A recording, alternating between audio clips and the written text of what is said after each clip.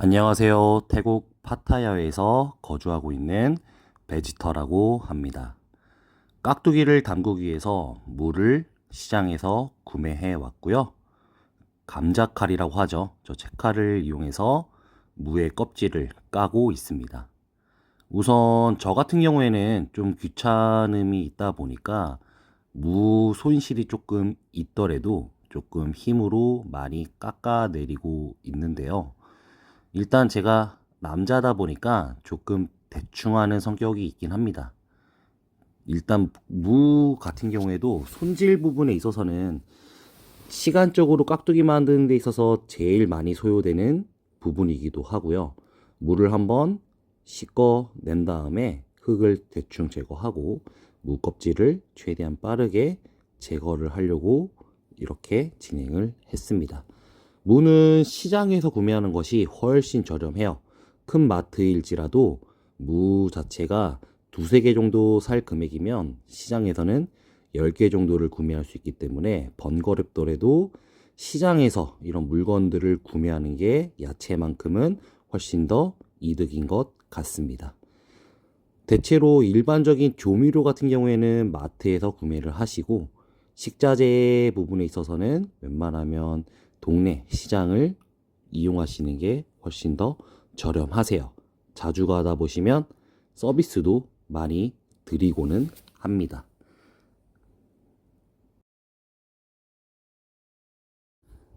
이제 물을 대충 손질을 하고 나서 위에 부분과 아랫 부분을 먼저 썰어내고 있는데요. 저는 이제 중식도를 사용하고 있지만 일반적으로 아무 칼이나 해도 상관없죠. 지금 아무래도 조금 일상적으로 사용하던 칼이다 보니까 날이 많이 무뎌져 가지고 잘 칼이 들지는 않아요. 일단 칼 같은 경우에도 세트로 사시는 게 저렴하기는 합니다. 물을 대충 이제 먹기 좋게 편하게 써시면 되는데요. 저 같은 경우에는 한번 절반 정도 썰고 다시 절반 정도 가로로 썰어서 한 입 크기로 먹을 수 있게끔 조금 썰어내고 있습니다. 물론 저는 한 입에 많이 크게 들어가는 거를 선호하는 편이어서 반달 모양이 나오게끔 이렇게 가로로 먼저 썰어 놓고 먹기 좋은 크기로 다시 썰고 있습니다. 일단 이 무 같은 경우에는 단단하다 보니까 무를 썰다 보면 손가락이 다칠 수도 있어요. 저는 조금 천천히 한번 썰려본 경험이 있기 때문에 천천히 진행을 했습니다. 별 다른 거 없이 그냥 균일한 크기보다 대충대충 어차피 제가 먹을 거다 보니까 대충대충 이런 식으로 썰고 있습니다. 깍두기만큼은 만드는 시간이 제일 적게 들고 뭐 들어가는 재료가 없다 보니까 해외에서 김치를 먹고 싶을 때 심지어 깍두기 이 무종류가 생각보다 비싸기 때문에 한 번쯤은 이렇게 만들어 보는 것이 좋을 것 같습니다. 자, 이제 물을 썰어 놓으면 대망의 양념이죠. 고춧가루부터 뿌리고 있는 모습인데 숟가락을 이용했지만 사실상 저는 대중 없이 하기는 해요. 양에 따라 달라지기는 하겠다만 일단 기본적인 색상이 안 나오면 추가적으로 더 넣기는 합니다. 영상에서는 이제 계량을 나름대로 제가 좀 해보려고 숟가락을 좀 이용을 해보고 있고 저런 식으로 이제 고춧가루가 잘 안 나오는 경우가 있어요.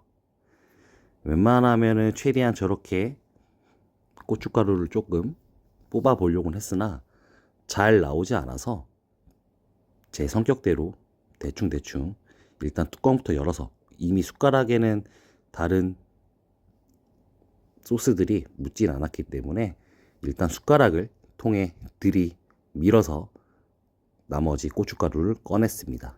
총 고춧가루 같은 경우에는 10숟가락 정도 사용을 했어요.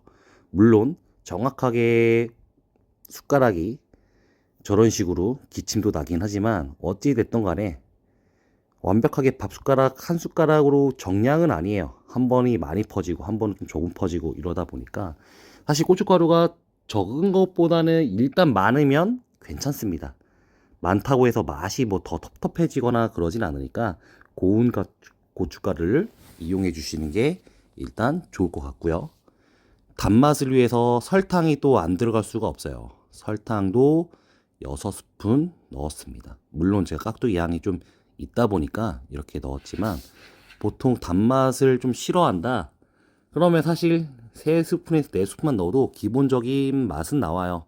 시원한 맛 때문에 어쨌든 맛은 나기 때문에 설탕은 개인 기호에 맞게끔 넣어주시면 됩니다.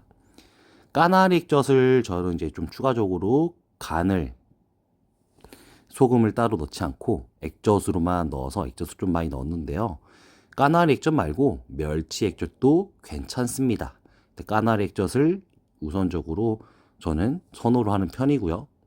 약간 맛이라고 한다면 좀 시원한 맛 차이가 조금 나는 것 같아요. 그래서 까나리 액젓도 7스푼 정도 넣었고, 다진 마늘 있으면 좋으나 다진 마늘이 떨어져서 집에 있는 마늘 분발 썼습니다. 그래서 이것 또한도 오늘은 마늘 분발 처음 써봤는데 사실 있는 거 대충 써도 맛은 어느 정도 기본적으로 나오기 때문에 있는 걸로 최대한 활용해 주세요.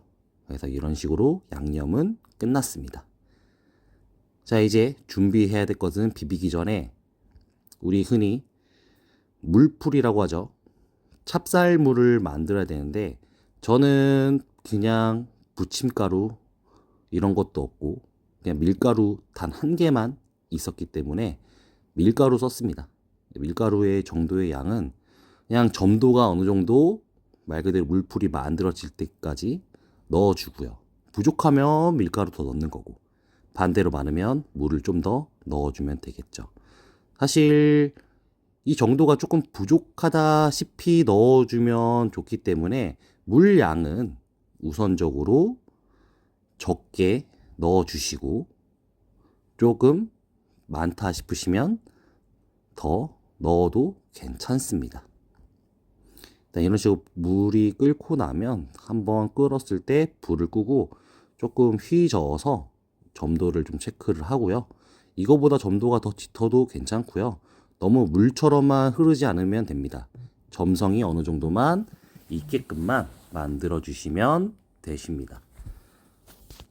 사실 해외에서는 인덕션을 쓰다가 너무 속 터지는 경우가 있어요. 잘 물이 끓지 않기 때문에 이렇게 휴대용 가스레인지를 통해서 마무리 끓을 때까지 화력을 올렸고요.